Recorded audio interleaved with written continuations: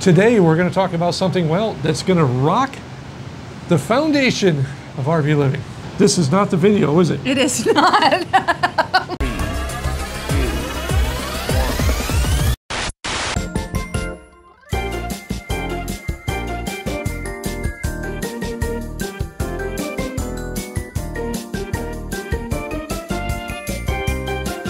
Hello everyone and welcome back to the channel. For those of you who are new here, allow us to introduce ourselves. I am Bob. I'm Carrie. And in 2022, Carrie and I sold everything that we owned and we hit the road full time with our RV and decided that we were tired of traditional living and we stayed on the road despite all the naysayers.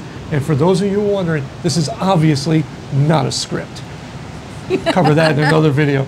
But today we are going to cover something that you guys keep asking, and ladies keep asking us all the time, and that is? Yes, we're going to answer 5 questions that we get all the time about full-time RV living. Now, we keep doing these videos, but you guys keep asking more questions. So if you do have a question that we haven't covered in a previous video, or maybe you're just want to go through all our videos, ask them below. We'll try to answer. But number 1. Laundry, where and how? Well, that's pretty simple.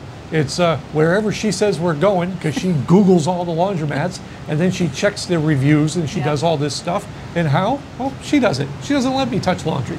No, not ever. You turn one pair of white panties pink because you have a red Bucky shirt, and next thing you know, she gets really mad about laundry. Or everything is on hot and high when you dry it, and you have Barbie clothes at the end. But on a serious note, where we do it, most of the time we will do it inside an RV park. Yep. If the RV park is small.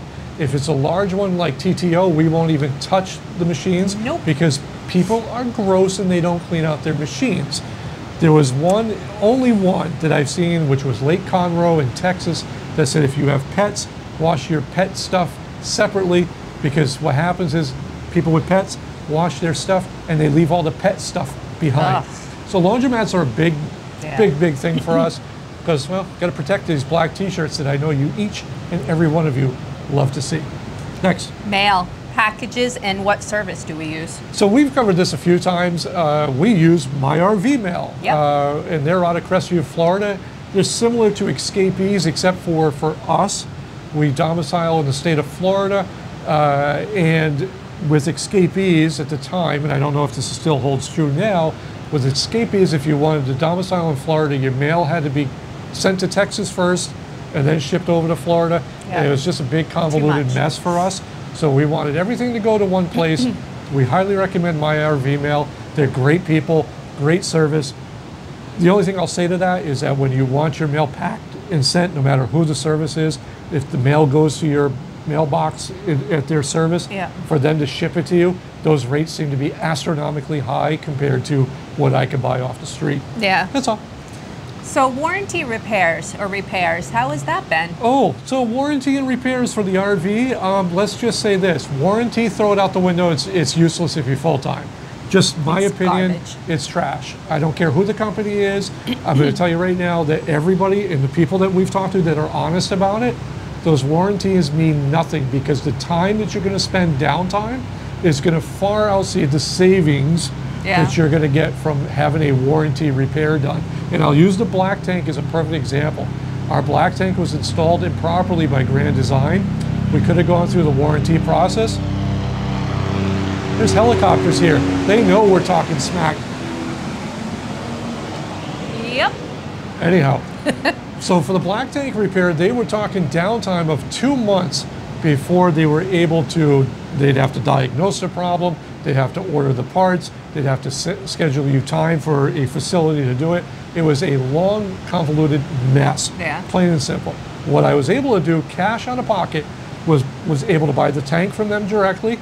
They shipped it like next day to us, and I had a private repair person take care of it. And that person has worked for Airstream, who had worked for Grand Design, he worked for a few other, and Newmar. He was probably far more accomplished than what I was going to get at a local repair facility. And I'm not knocking local repair facilities, but this guy that did our work was phenomenal, and his attention to detail was higher than what we were ever going to see at a RV dealership. Yep. Next. So what map / RV GPS else? Anything do we use? So I used to use Google Maps exclusively, and now I don't even bother with Google Maps unless we're just tooling around in the truck. But what we use exclusively now is RV Life Pro. When I first got RV Life Pro, I wasn't very impressed, but they've made some tweaks and some, things here and there. I wish they still had a POI for Buc-ee's.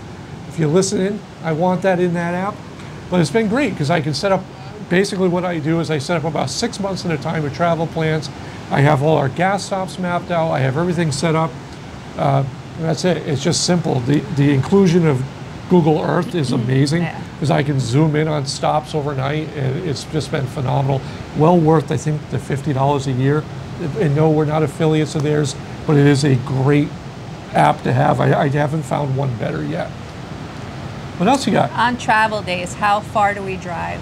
Okay, so I've heard the theories of threes. 3 hours, 300 miles, something like that. And honestly, we travel until the wheels fall off.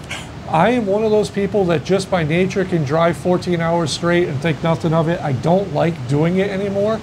I do like to keep it around 4 hours, sometimes 6. But the trip from Texas to Florida, I drove straight through because I'm so used to vacation travel where we had to drive from New Hampshire to Florida, straight shots. It's not the safest, but I try to keep it on. I don't like to go over 8 hours, let's put it that way. But I also don't have a problem doing a full travel day either.